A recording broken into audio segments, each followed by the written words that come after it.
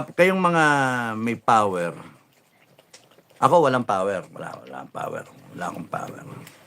Pero, when I combine my 1 centavo power, may 1 centavo power, to the other 1 centavo power, it could be a friend, it could be somebody from Tawi-Tawi, it could be someone from Cagayan Valley, somebody I don't even know, but they also have a 1 centavo power. If we all combine our strength together, we become priceless. Hindi tayo pwedeng harangin.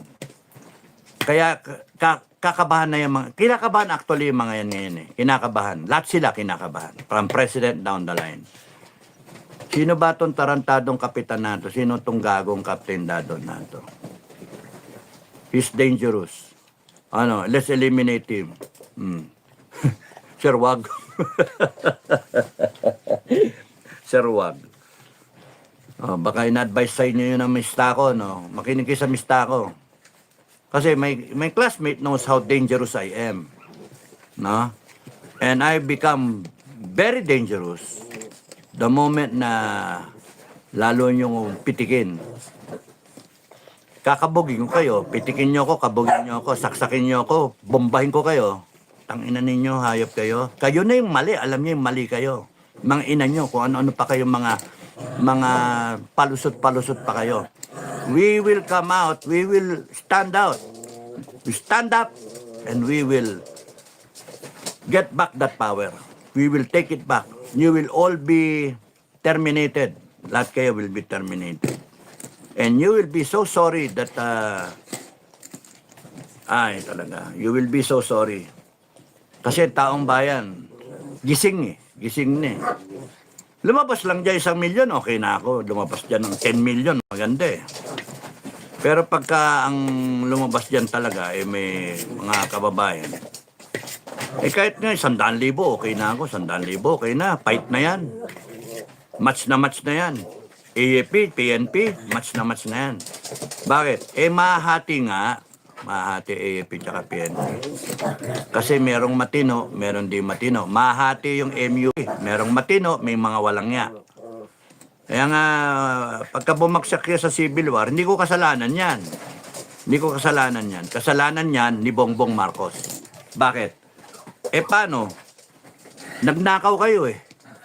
Kinonsinti mong kagaguhan eh. Hindi ko naman kasalanan, hindi naman ako tumakbong presidente. Ikaw yung tumakbo. Ikaw yung nangako, hindi ako. Ikaw yung nag-perform ng 3 taon, hindi ako. Ikaw yung naging cause ng lahat ng gulo na to. Ikaw yung nagkaroon ng mga tropa dyan sa Malacanang. Kita mo, isang testigo pa lang yan, si Gutesa, na nagde-deliver hindi lang paldo-paldo eh. Maleta na pera kay dun sa Martin Romualdez at sa Malacanang. Doon pa lang eh. At sa tingin ninyo, kaya nyo kaming bolahin? Hindi. Lalo kaming nanggagaliiti sa galit. At hindi nyo pwedeng i-fire extinguisher yung galit namin. Because lalong liliyab kami. Ay nako, ang pinaka dapat nagawa na lang nyo yung investigasyon, tinama na lang ninyo. Kaso yung investigasyon nyo, ginawa nyo, binaboy nyo.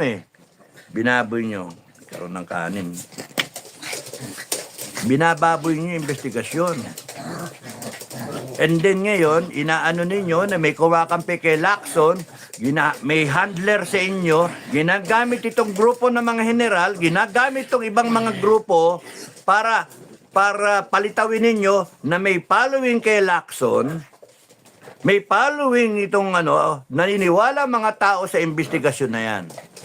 Hanip kayo, mga gago kayo, niloloko nyo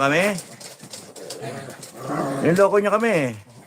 Kasi yung simpleng testimonya ni Gutesa ay dapat parang manok sa sabong na kinikig ninyo. Pinuntirya ninyo. Kasi pinakikita yung link ng malalaking tao. Pero hindi eh. Doon kayo pumupuntirya sa DPWH, sa mga kontraktor. Kita niyo yung mali. Lalo ngayong mga kontraktor, nag-self-preservation sila. Lalo ngayon madidiin yung mga principal ninyo. Had it been you were so honest, Senator Lacson, to yourself that you just want out the truth to come out. Kaya nga nakakahiya eh, maging PA mayor. Kung ganyan ang mga klase ng PA mayor, nakakahiya. Kayo na lang ang mag-PMA, kayo na lang. Shit na. At kayong mga PMA na nagpapanggap na matitinong PMA, mahiya kayo sa sarili ninyo. Kung gusto nyo mabitay kayo, magpapakabitay kayo. Because there is only one standard of integrity. There is only one standard of truth. And you will never muddle the real meaning ng integrity. Sorry maingay talaga to. You cannot muddle the real meaning of integrity. There's only one meaning of integrity. There's only one meaning of truth. There's only one universal truth. Pero, anong ginagawa ninyo? Bakit? Kumakampi kayo dito sa mga questionable na manggalawan. And kung ganyan ang tingin nyo, ganyan ang samahan ng mga PMayor, bahala kayo na lang PMA. Drop me from your roles. PM-AAA. Ay, nako, tanggalin nyo na ako. Gladly, tanggalin nyo ako. Hindi nyo nga tinanggal si Trillanes eh. Tanggalin nyo ako. I will gladly accept. Puta, nakakaya kayo. Nakakahiya sa mga underclass natin.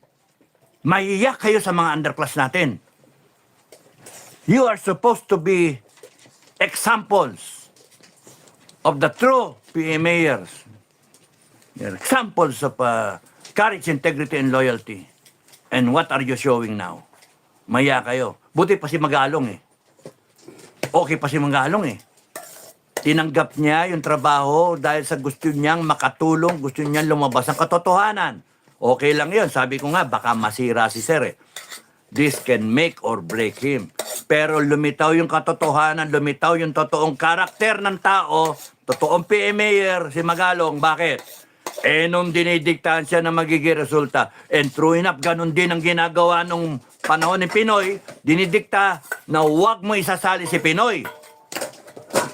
At palabasin mo yung inquiry na yan na walang kinalaman ng presidente. And that cost him the position of chief PNP. He chose truth over position. Diba? Character over career. Yan ang tao. Pero Lacson and Magalong, malayo yata, malayo. Kasi Magalong would pursue, I know, he would pursue yung testimonya ni Gutesa. He will exploit whatever can be exploited there, yung mga kasama ni Gutesa. And if they are all one the same, then you have a case. Pucha.